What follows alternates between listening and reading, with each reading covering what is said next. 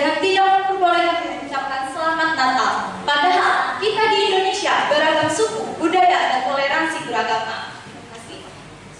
Masih ada? Cukup. Masih ada?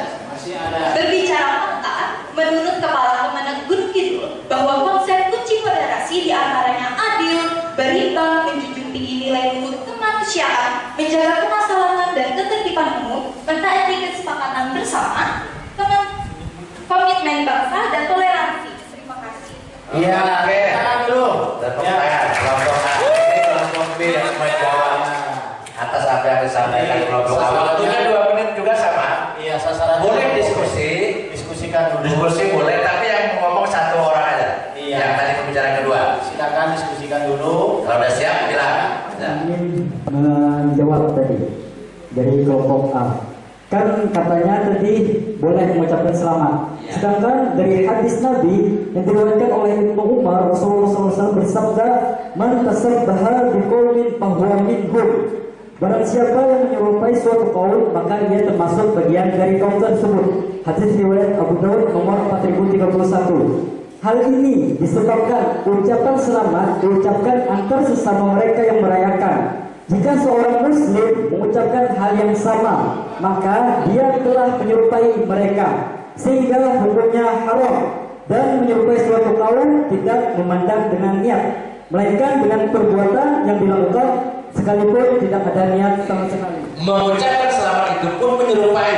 Maksudnya itu kan? Iya. Jadi tetap tidak boleh katanya. Iya. Tetap haram hukumnya. Oke. Beragama Islam untuk Indonesia bukan negara Islam. Indonesia juga bukan negara sekuler yang memisahkan relasi agama dan negara. Menteri Agama pun menyebutkan bahwa menyebut ucapan selamat merayakan Hari Natal kepada umat Kristen dan Katolik tidak mengganggu akidah seorang Muslim. Bahkan ulama juga berpendapat bahwa mengucapkan selamat Hari Raya kepada non-Muslim bukan berarti mengakui apa yang mereka percayai, namun lebih pada penghormatan dalam bermasyarakat dan menjaga kerukunan bersama.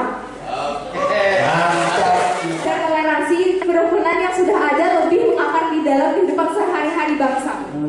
Lebih baik tidak usah, karena misalkan kecuali pejabat itu ada kepentingan khusus karena pekerjaan, sedangkan kita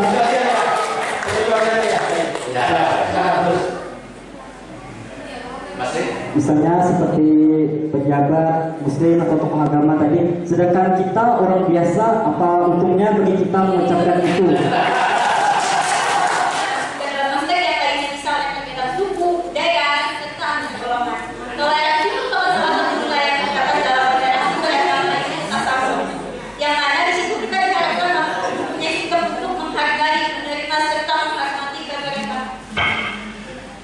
Dengan toleransi kita bisa menjadi manusia sekaligus umat beragama yang berada di tengah-tengah atau tawasud dan iktidal, adil, sehingga tidak berlebih-lebihan dalam menyikapi perbedaan.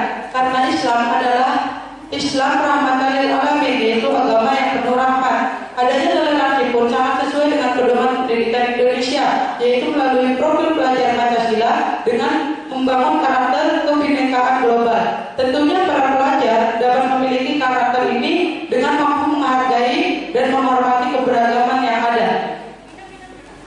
Izin menambahkan, dan dalam bertoleransi ini kita harus mengakui Oke, satu Pada pembahasan musik kali ini adalah adapun memberi ucapan selamat pada syiar-syiar kekufuran yang khusus bagi orang-orang kafir adalah sesuatu yang diharamkan berdasarkan ijma atau kesepakatan para ulama. Seperti memberi ucapan selamat pada hari raya dan puasa mereka seperti mengatakan, "Semoga hari ini adalah hari yang berkah bagimu," atau dengan ucapan selamat pada hari besar mereka dan semacamnya. Sekian, terima kasih. Toleransi adalah hal yang penting dalam kehidupan beragama dan bermasyarakat. Tanpa toleransi kita tidak ada kerukunan. Toleransi bukan mengakui keyakinan orang lain, tapi lebih menghargai dan membiarkan mereka melakukan apa yang ada di keyakinan mereka. Toleransi bertujuan menjalin rasa aman bagi umat beragama dan kelompok mayoritas di lingkungan sekitar. Sebagian warga Indonesia tidak menyetujui adanya sikap toleransi seperti mengucapkan selamat pada perayaan hari besar agama lain selain Islam dengan alasan mengakui adanya keyakinan yang salah. Namun sebenarnya Indonesia adalah negara yang hidup dengan keberagaman agama, bukan hanya Islam saja. Kami dengan tegas menyetujui ucapan selamat perayaan untuk agama lain sebagai penghormatan dalam bermasyarakat dan menjaga kerukunan beragama. Lagi pun mengucapkan selamat hari raya kepada baru sementara kita belum bisa memfilter. Jadi intinya kita filter dulu paham-paham yang sebenarnya dari penelitian ini dan kerukunan umat beragama bahwa Indonesia itu sangat tinggi toleransinya. Ya hampir 72%, 7,29%. Artinya kita ini dalam keadaan tenang, damai.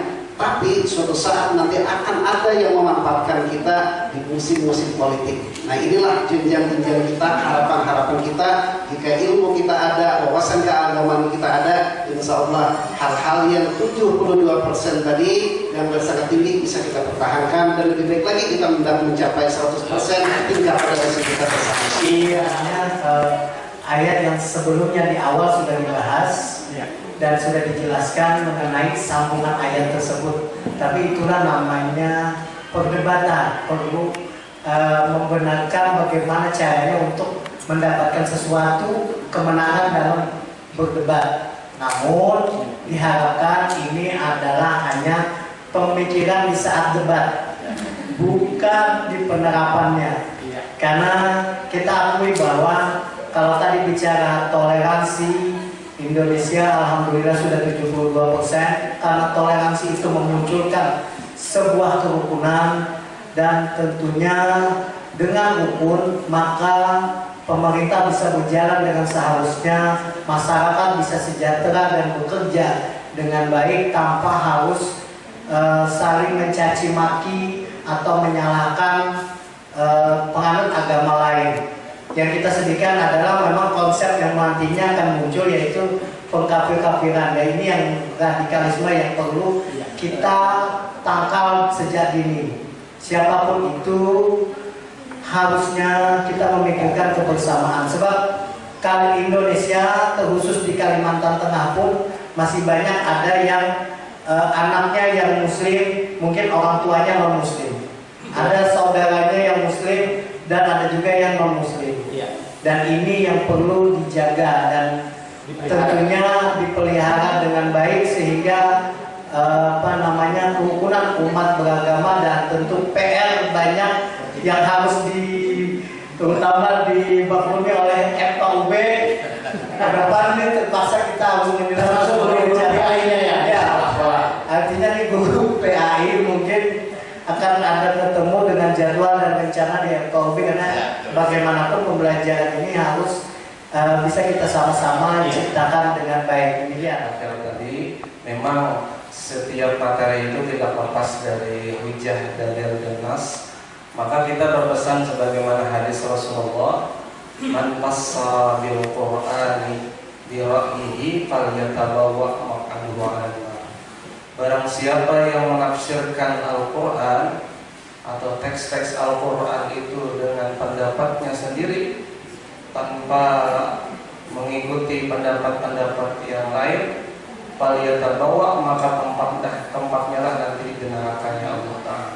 Maka pesan kita di dalam mengutip ayat itu harus berhati-hati, karena ayat itu ayat terakhir dengan ayat awal biasanya ada munasabah, ada hubungan-hubungannya. Terkhusus tadi sering diangkat tentang lakum di hukum waliyah. Itu kan ada konteksnya dengan kuliah ayyuhal kafirun, la a'budu ma ta'budun wa la antum. Nah, jadi pesan kita jikalau mengambil satu ayat nanti harus dilihat ayat sebelumnya supaya berhubungan apa maksud dari ada korelasi dengan ayat sebelumnya. Terima kasih. Saya memberikan apresiasi kepada kita semua, boleh tepuk tangan. Kita orang muda harus punya pemikiran, kita orang muda harus punya kreativitas, kita orang muda harus punya pendapat, harus visioner. Bagaimana cara kita menyikapi dalam moderasi beragama? Sudah banyak hal yang terkait dengan moderasi. Bahwa sesungguhnya di dunia ini yang terbesar untuk agama adalah Kristen, hampir 2,3 miliar. Kemudian seterusnya Kristen itu ada Kristen Protestan, ada Kristen Katolik, dan ada Kristen Ortodoks.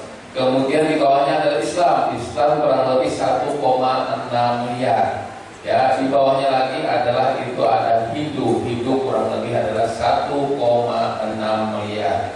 Semuanya kita hidup berbangsa dan negara, terutama di Indonesia. Di Indonesia hampir 87% itu penganut agama Islam atau Muslim. Tetapi di samping Muslim ada saudara-saudara kita yang lain yang tidak Muslim. Dan untuk Kabupaten Kapuas sendiri ada 83% Islam, 11,6% Kristen, 5,6% itu Hindu, dan 0,05% itu Katolik, dan 0,0001% itu adalah yang beragama Buddha. Dan ini sudah barang tentu karena filosofi dari Kalimantan Tengah adalah Humabeta. Ya, di sana banyak agama, suku. Ya, sudah barang tentu ada suku Jawa, ada suku Banjar, ada suku Batak, ada suku Dayak. Bagaimana membina Kalimantan Tengah ini tetap rukun, damai. Di dalam Humabeta itu falsafah yang kita junjung bersama. Sehingga untuk kerukunan umat beragama di Kalimantan Tengah itu secara nasional kita berada pada peringkat ke-8. Boleh tepuk tangan untuk Kalimantan Tengah. Ya. Yang pertama adalah Nusa Tenggara Timur, yang kedua adalah Papua, yang ketiga adalah Sulawesi Utara, yang keempat adalah Papua Barat, yang kelima adalah Bali, Kalimantan Barat, dan Kalimantan Tengah. Kita berada, kemudian di bawahnya ada Yogyakarta dan seterusnya. Dan ini menandakan bahwa Kalimantan Tengah walaupun berbeda-beda suku, berbeda-beda budaya, berbeda-beda agama, tetapi kita rukun damai dengan filosofi Humabeta tersebut. Ya, jadi kalau misalnya kita toleransi dari dulu zaman nenek moyang kita di Kalimantan Tengah itu sudah saling hormat menghormati dalam hidup bermasyarakat, berbangsa dan bernegara. Agama masing-masing keyakinan, tetapi ketika kita pola sosial berhidup berbangsa dan bernegara, yaitu sudah ditanamkan oleh Father kita, pendiri bangsa-bangsa kita sejak proklamasi kemerdekaan Republik Indonesia yang kita cinta. Kita patut berbangga semua yang hadir di sini menyatakan diri, bersikap, berkomitmen bahwa menjaga persatuan dan kesatuan bangsa. Ya. Boleh berbeda, kita boleh, tetapi kita mengutamakan persatuan dan kesatuan bangsa. Demikian. Adik Joleha, bulik lu siapa aja?